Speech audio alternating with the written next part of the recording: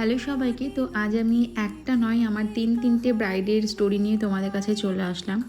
আজকে ছিল 27শে নভেম্বর, আর আজকের এই ডেটটা সবার জানো যে কতটা একটা ভাইটাল ডেট, কারণ 27শে নভেম্বর ভীষণই একটা ইম্পর্টেন্ট বিগ ডে বলতে পারো, হচ্ছে মেকআপ আর্টিস্টদের কাছে ছিল। প্রতি বছর আমাদের একটা ডেট, স্পেশাল ডেট থাকে, সেটা এবছর ছিল 27শে নভেম্বর। আর এই দিনই ভীষণই চাপ ছিল, আমার তিনটে ব্রাইড ও কিছু পার্টি মেকআপের বুকিং ছিল। তো আমি এটা আমার ফার্স্ট লোকেশন, আর এটা ছিল সাহেবনগরে। সেদিন আমার কল টাইম ছিল দুপুর 2টোর সময়। তো আমি প্রত্যেকটা বাড়িতেই আমার কল টাইমের আগেই আমি পৌঁছে যাই। তো আমি সেদিনও পৌঁছে গেছিলাম। 40 মিনিট পর ব্রাইড আসলো। তো ফার্স্ট ব্রাইড যদি লেট করে বসে তো পরের কাজগুলো করতেও আমাদের অনেকটাই দেরি হয়ে যায়, আর খুব প্রেশার পড়ে যায় তখন আমাদের ওপরে।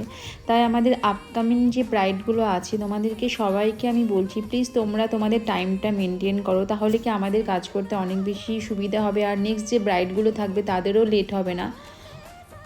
তোমরা দেখতে পাচ্ছ আমার অনেকটা মেকআপই কমপ্লিট হয়ে গেছে। আর আজকের ব্রাইড ভীষণই অস্থির, চঞ্চল, ওর একদম ধৈর্য নেই সাজাতে।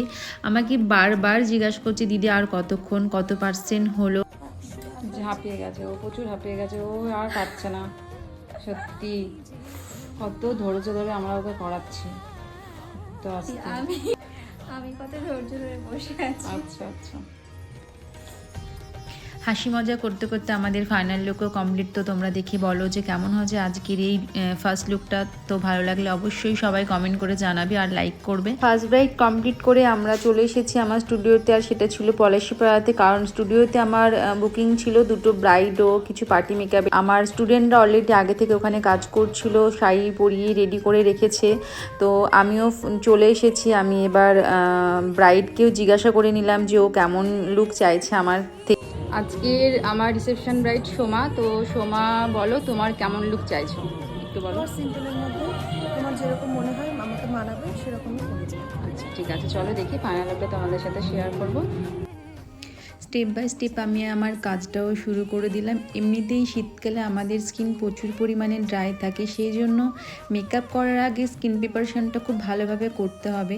তাছাড়াও আমরা ব্রাইডদেরকে বলে থাকি যে তোমরা বিয়ের কিছু মাস আগে থেকে তোমরা ফেসিয়াল করাতে শুরু করবে, ফেসিয়াল বা মাসাজ নেবে, কারণ স্কিনটা ভীষণ পরিমাণে ড্রাই থাকে। তো আমার দেখো দেখতে দেখতে ফুল লুকও কমপ্লিট হয়ে গেছে। তো তোমরা দেখে বলো আমার এই আজকের এই সেকেন্ড লুকটা কেমন লাগলো তোমাদের। অবশ্যই ভালো লাগলে কমেন্ট করে জানাবে আর একটা লাইক করে দেবে। তোমাদের একটা লাইক ও কমেন্ট আমাদের কাছে অনেক ইম্পর্টেন্ট।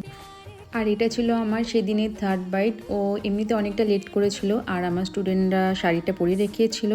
তো সেদিনকে তাড়াহুড়োর মধ্যে ভিডিও ক্লিপ নিতে পারিনি। থার্ড ব্রাইডের লুকটা কেমন হয়েছে তোমরা অবশ্যই কমেন্ট করে জানিও। আর কিছু পার্টি মেকআপের বুকিং ছিল, তো এই যে আমার একটা পার্টি মেকআপ। তো তোমরা সবাই কমেন্ট করে জানিও কেমন হয়েছে এই লুকটা। আর আরও কিছু পার্টি মেকআপ করা হয়েছে, কারণ তাড়াহুড়োর মধ্যে সব পার্টি মেকআপের লুকের আমরা ভিডিও বা ছবি তুলতে পারিনি। তো এটা আর একটা পার্টি মেকআপ। আর আমার স্টুডেন্টরা সেদিনকে, সব স্টুডেন্ট না, 3টে স্টুডেন্ট ছিল, তো তারা অনেক হেল্প করেছে। তো সবাইকে থ্যাংক ইউ। আর ভিডিওটা কেমন লাগলো সবাই কমেন্ট করে জানাবে। টাটা।